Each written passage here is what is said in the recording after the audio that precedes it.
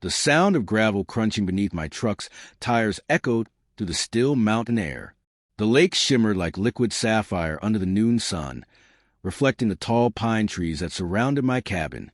It had been months since I'd been home, months since I'd breathed an air that wasn't thick with sand and tension. After years of deployments and leadership briefings, all I wanted was peace. I parked my Ford in the middle of my driveway, stretched my stiff shoulders, and closed my eyes for a moment, feeling the warmth of the sun on my skin.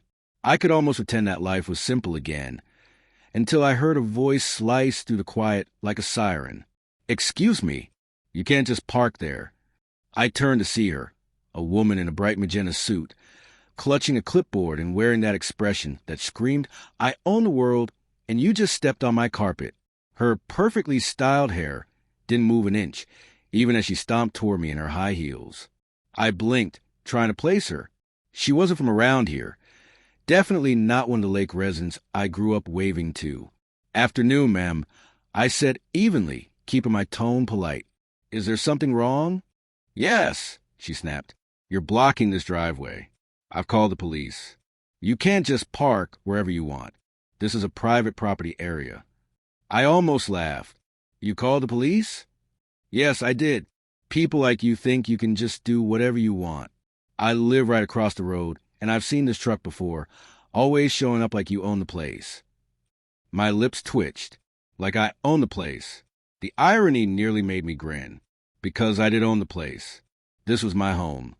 Bought outright, land and all, with 20 years of hard-earned service behind it. But I stayed quiet. I'd faced far worse than angry neighbors with a sense of entitlement. A few minutes later, 2 patrol cars rolled up. Their blue lights flashed against the log walls of my cabin. I watched the officer step out. One older, calm and experienced. The other younger, clearly still finding his footing. The woman wasted no time rushing toward them. "Officers, that's the man. He's trespassing, blocking the driveway, and refusing to move his truck." The older officer's eyes shifted to me. "Sir, mind explaining what's going on here?" I could tell he wasn't jumping to conclusions, but I could also see how the situation might look from the outside. A large man in flannel and boots, standing beside a big truck, with a furious woman pointing fingers. "I'm not trespassing," I said calmly. "This is my property." The younger cop frowned, glancing at the house. "Do you have proof of that, sir?" Before I could answer, the woman cut in again. "Don't listen to him. He's lying. People like him always lie. He probably just rents here for the weekend." Her words stung, not because of what she said, but how she said it. I'd seen that tone before. The same arrogance that dismissed people before understanding them. The same voice that once ordered others around without earning respect. I exhaled slowly, reminding myself who I was. Lieutenant Colonel Nathan Hale, decorated officer, leader of men, not someone who lost his temper to ignorance. "Yes, officer," I said. "I can show you proof. My name is Nathan Hale. I own this house, and the property line extends to the edge of that driveway." The older officer nodded. "All right, Colonel. If you could grab your ID, that would help clear things up." The woman blinked. "Colonel?" The younger officer glanced at his partner. "As in military?" I pulled out my wallet, showing them my ID and property documents. The older officer read them carefully, then looked up with a faint smile of understanding. "Everything checks out, ma'am. This gentleman owns the house, and the driveway. He's not trespassing." The color drained from the woman's face. "What? That can't be right. I thought—" "You thought wrong," I said softly. "But I appreciate your concern for the neighborhood." The younger cop stepped closer to the woman. "Ma'am, it looks like this was a misunderstanding. Maybe next time, let's verify before calling a report." She crossed her arms defensively. "I just want to keep the area safe. How was I supposed to know?" The officer's tone hardened slightly. "That's exactly why we double-check before making accusations." I could see her struggling, her pride fighting with embarrassment. Her eyes darted between me, the officers in the house behind me. "You're military?" she finally asked, voice smaller now.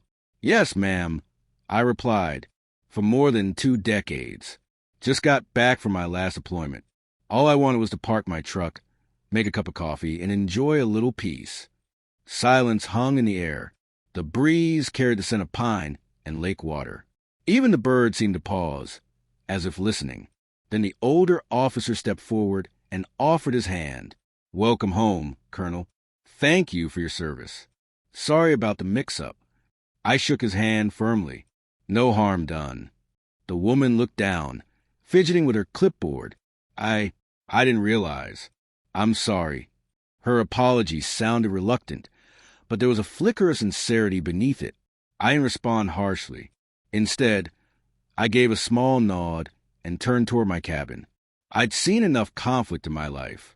No point creating more here.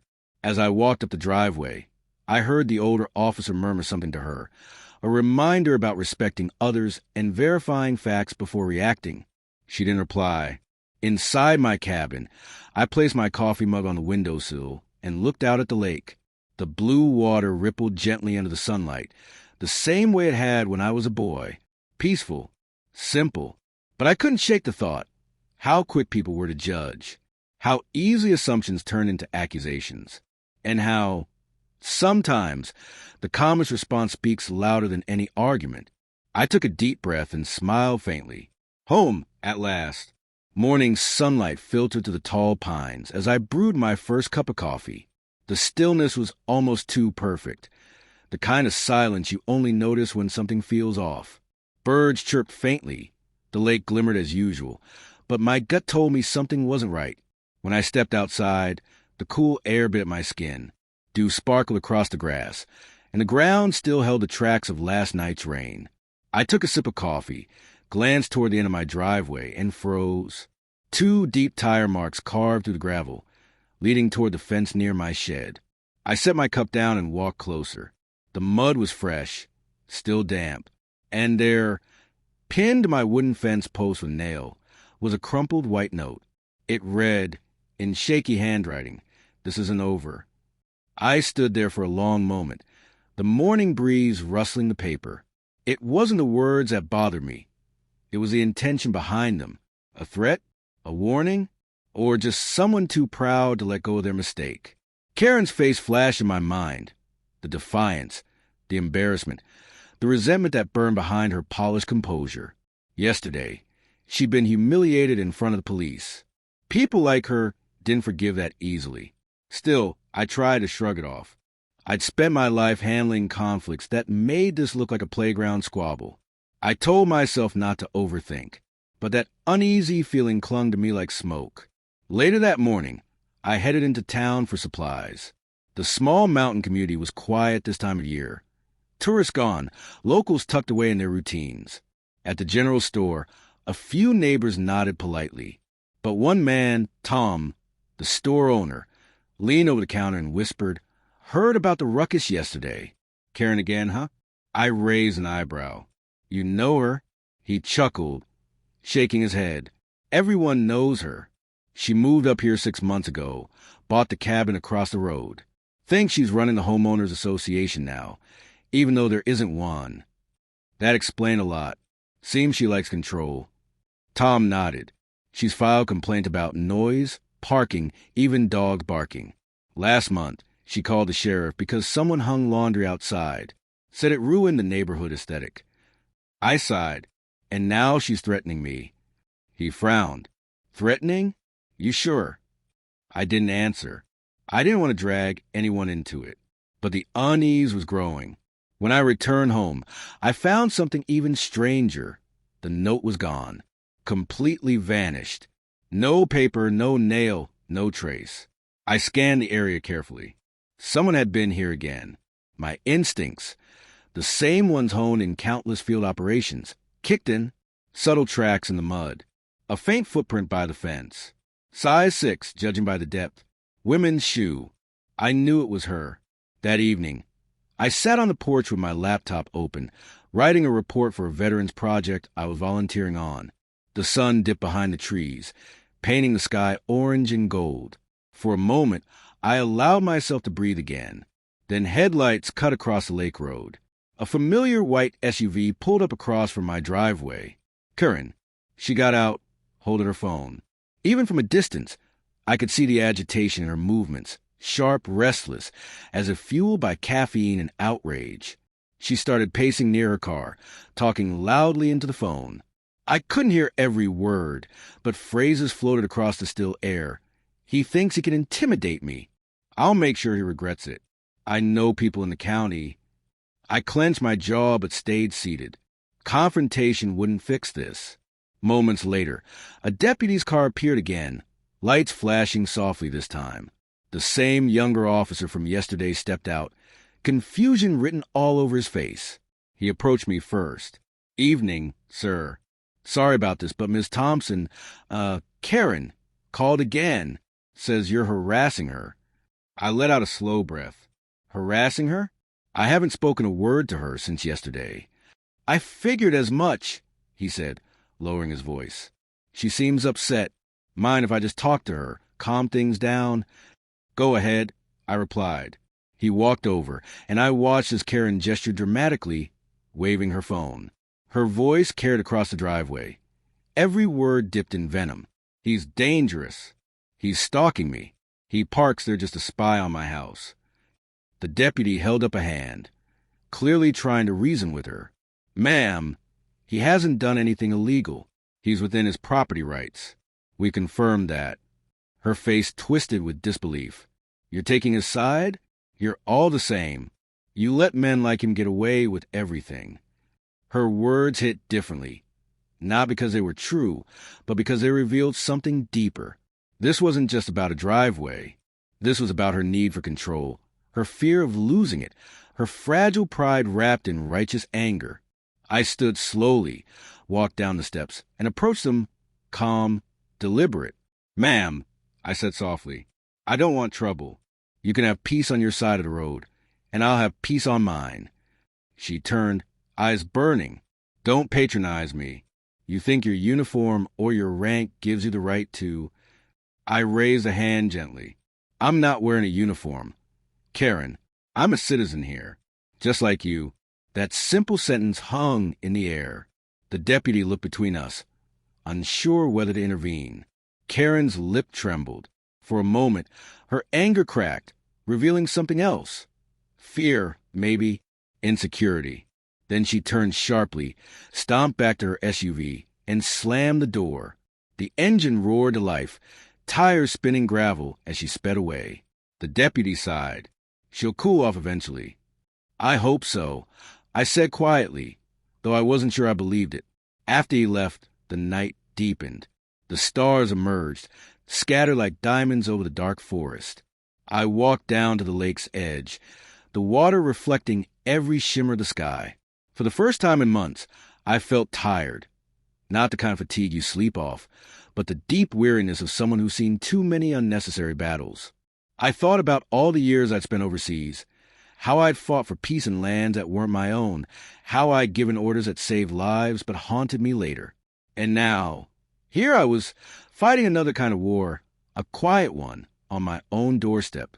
But I knew something she didn't. You can't intimidate someone who's already faced the worst of humanity. You can't shake a man who's learned that dignity is silent and anger is loud. Still, I couldn't ignore that note. The message lingered in my mind like an echo. This isn't over. Maybe it wasn't. A sharp knock echoed through the cabin just after sunrise. The air was still heavy with morning mist drifting off the lake, and I was halfway through my first cup of coffee when I heard it again. Firmer this time, hesitant but persistent. When I opened the door, I found a man standing there. Early 50s, well-kept but weary eyes, holding his cap in both hands. His expression carried a mix of nervousness and guilt. "Morning," I said cautiously. "Can I help you?" He cleared his throat. "You're Colonel Hale, right?" "I am." He nodded, shifting uncomfortably. "Name's Richard Thompson, Karen's husband." The mention of her name froze the air between us for a second. I studied him quietly. He didn't look confrontational. More like a man who hadn't slept well in a long time. "She told me what happened," he continued, his voice low. "And, she's not in a great place right now. I wanted to come by before this got any worse." I gestured for him to come in. "Coffee," He looked relieved. Please. We sat at the small wooden table by the window overlooking the lake. Outside, the water sparkled like glass, and a pair of ducks glided silently across it. Such serenity. It made the tension in the room feel even heavier. He took a deep breath. Karen's been struggling, he began. We moved up here thinking it would be a fresh start. City life broke her down.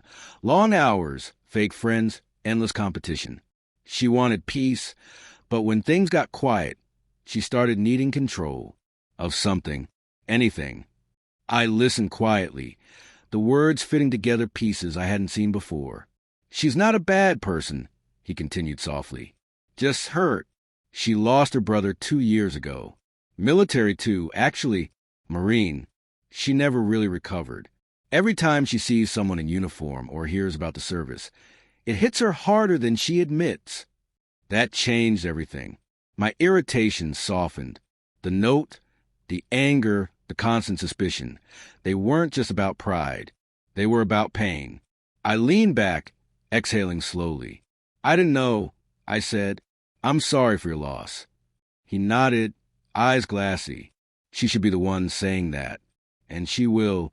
She just needs to face it first. We sat in silence for a while, the only sound the faint whistle of wind through the pines.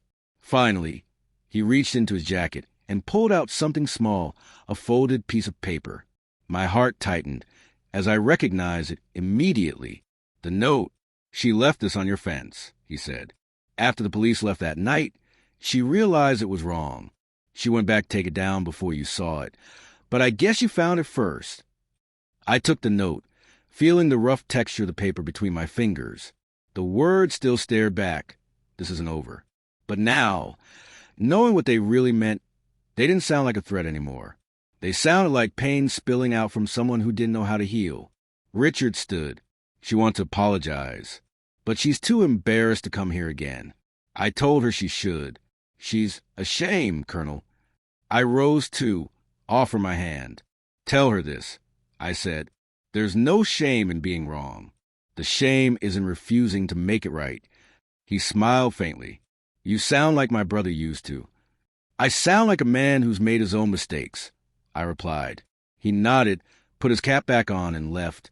That afternoon, I drove into town to pick up mail from the post office.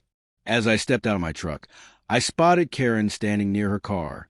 For a moment, she hesitated, clearly debating whether to walk away or confront what she'd been avoiding. Then she squared her shoulders and approached. I guess I owe you an apology, she said finally, her voice quieter than I'd ever heard it. I shouldn't have called the police. I shouldn't have assumed. Her eyes glistened, though she was doing everything she could to keep her composure. It's all right, I said gently. You made a mistake. We all do. She looked down, fiddling with her keys. My husband told you, didn't he? I nodded once. Her breath hitched. I'm not proud of how I've been acting. I thought if I control my surroundings, I could control my life again. But I can't. She swallowed hard.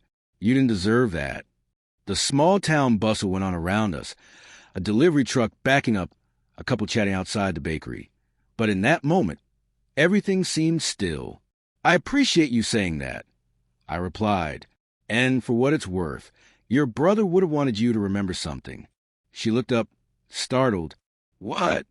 That control isn't peace, I said softly. Peace comes when you stop fighting the world and start healing yourself. For a long second, she said nothing. Then she nodded, eyes shimmering, and whispered, Thank you. Over the next few weeks, the tension faded. Karen started waving when she passed by. Sometimes her husband would stop and talk about fishing or the weather. Once, I even found a basket on my porch, fresh bread, homemade jam, and a note that simply said, Thank you for your patience. Life at the lake slowly returned to what I'd hoped for, quiet, peaceful, grounded. But something had changed in me, too.